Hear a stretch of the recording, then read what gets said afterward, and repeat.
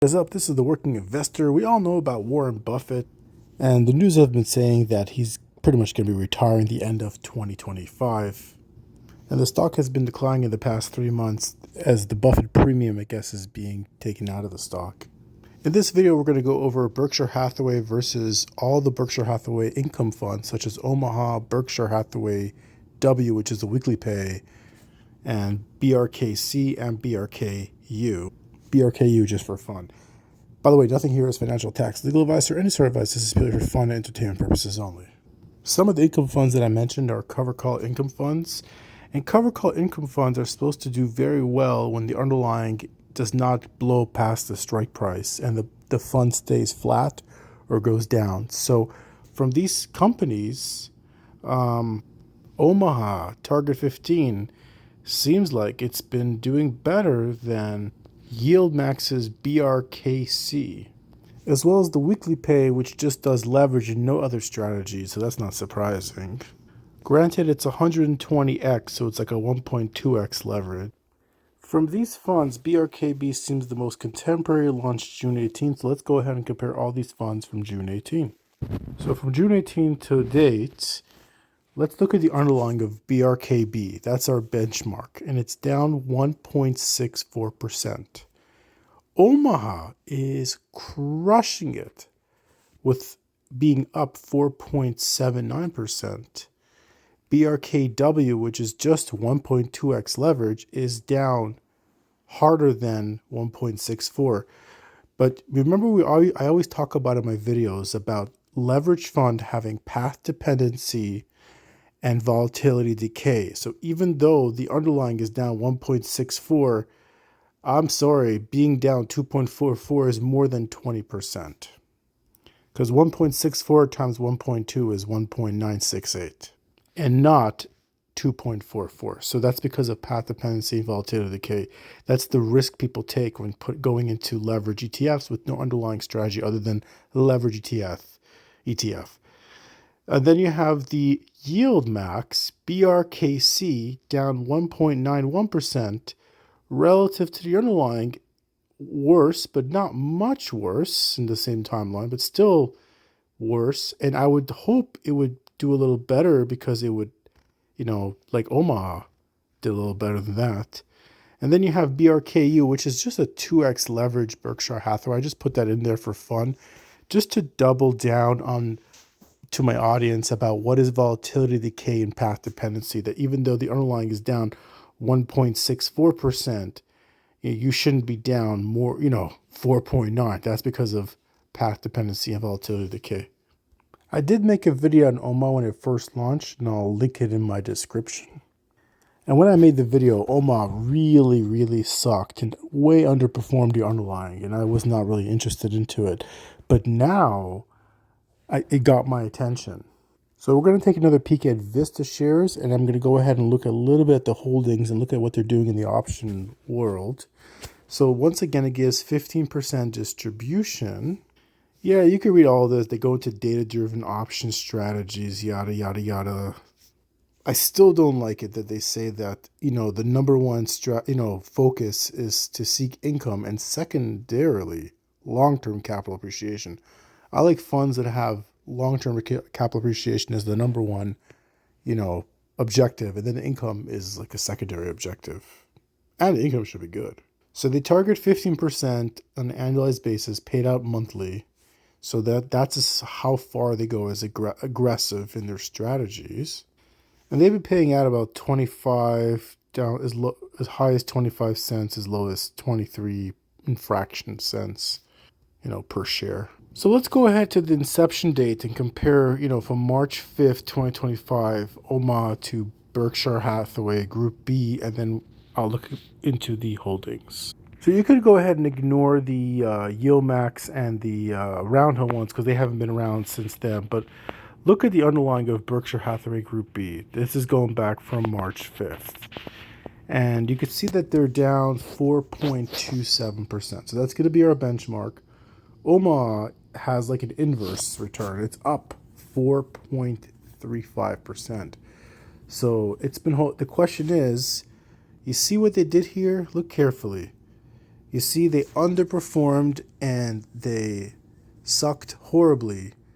And something happened in May where they just stayed flat and they kind of did better than the rest. They kind of, diverged from all the other groupings. Have you guys noticed that? Interesting pattern in the chart.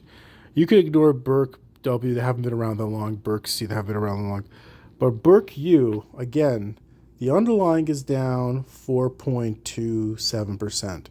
This is a 2x leverage Berkshire Hathaway, right? And you're down 14.62%. So you're down more than double, let's put it that way, because of path dependency and volatility decay.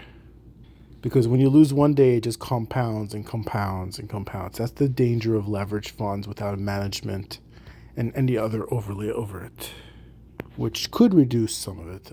But again, who am I to say? So number one, they say in their like description that they own like the 20 top underlyings of Berkshire Hathaway. And look at line number 2 in green, where about 10%, you see weightings, 9.33% of the fund is actually Berkshire Hathaway Group B. So it has Berkshire Hathaway Group B as a 9% plus position. And then it has the 20-ish, top holdings of Berkshire Hathaway. So it has it's compounding because the number one position in Berkshire, I believe, is Apple. And you could see here that in the holdings, they own 11% of Apple and they own, their second largest position of Berkshire Hathaway, which in itself has a high level position in Apple. So it's compounding within itself. And then you got here in the bottom, we have the option overlay. So here in the red, red is going to be Apple. So I was trying to find all the Apple stuff. So here they own the shares outright. They own currently, when I downloaded this holding chart, 228,397 shares of Apple. And this could be a little confusing, but let's focus on, you see they have here, these are buying options because there's no negative, and at the bottom you see 2 negative. So let's focus on the negative 1186. So these are sell call. That's your short position. And this one expires a month from now, 9/19/2025. And it's a 235 call. Apple, according to stock analysis, is at 231.59. So that call is really close to the money. It's only a few dollars away. And that expires in September. So there's quite a bit of time for Apple to blow past that if Apple goes up. But it's been on a downtrend. Well, it's been on an uptrend if you zoom out a little bit. So that's really close to the money. But this is not just a simple cover call. This looks like a call credit spread. Because if you go up, look for the September position. And you could see here, there's 2 parts to it. There's one part here which has 1176, and here there's 10 contracts. Together it's 1186. So if you go down, you see 1186, the numbers add up. And you see here that they both expire in September, and there is a staggered 250 buy call because there's no negative sign there, and 255 buy call. So they have a call credit spread that spans from 235 to 250 and 255. So they have about $15-$20 wide spread to define risk trade. And on top of that, they have the underlying Apple as well. So maybe they're allowing this call credit spread to trade on its own, and then they have Apple to grow, I guess, unopposed, because it doesn't have to be capped out because it has a call credit spread. But though it could lose money once it goes into the money, unless they roll it or whatnot. So let's look at part number 2. So we covered this bottom 1186 contracts at the September. Let's go to August. So look at this. You have a negative, right? So negative. So they're shorting 1,097 contracts at the 240 strike price. Remember, Apple is at 231 and change, 231.59, if memory serves.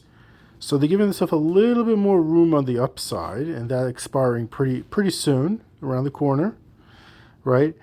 So 240, and let's go to that 1097 amount of contracts. They bought 1097 contracts, and they basically have a 250 long call. So they basically have a $10 wide call credit spread on Apple. So every single contract that I see here on Apple is accounted for. They just have call credit spreads. They don't have, it's not like your classical covered call. You can still lose money. It's a defined risk trade on call credit spreads, but you still have long upside exposure. You know what I mean? It kind of reminds me of the inverse of the lightning bolt strategy, where you have put credit spread long position. So here you have call credit spread long position. Let's just do one more example. This would be with Berkshire Hathaway. So you see they have 88,008 shares of Berkshire Hathaway. And according to stock analysis, Berkshire Hathaway is trading around $477.20 per share. Maybe in the after hours, it's like $478.73. So here you see a different type of picture. They have an August 25th, $482.50 strike price call option, and they're shorting 873 contracts against their position. So 42, so just a few dollars out of the money because, you know, they're trading at 478.73 after hours. And in September, they look like they were pretty close to the money right here, or I should say in the money right now already. And they're shorting 7 contracts at the 475. So short, there's no call credit spread that I see. So I guess it's going against their position. So it looks like they have a combination of like call credit spreads with uncapped upside. They have some, some short calls, like cover calls, as we say. I wonder if they have like some like not fully, how far out of the money do they go? They seem like they're pretty close to the money in general. And I wonder if they have any, some uncapped. So with the help of ChatGPT, I uploaded all the holdings into it, and I asked, I see long positions with call credit spreads. I see, excuse my spelling here, I see cover calls. How much, out of the money are they? So basically the conclusion is, per ChatGPT, most cover calls are 5 to 15% out of the money, giving some breathing room before capping. Apple is the main cap position. So I guess I was looking at the most capped position. So I guess it was a bad example. And per the chat GPT, on average, 80 to 85% of your portfolio has uncapped upside. 15 to 20% is capped through cover calls and spreads. Perhaps this is the reason why this trend has been changing. And just for reference, even though Berkshire is down 4.27%, OMAH, from all the income funds that I compared here, has seemed to perform the best so far, from performing the worst in the past. It's 4.35%. And just compared to the VOO, the good old-fashioned VOO, it looks like I would have been better off, or one would have been better. I don't have OMAH, but one would have been better off just having the good old-fashioned VOO. Thank you very much. I hope you guys have a wonderful trading week. All the best. Be well.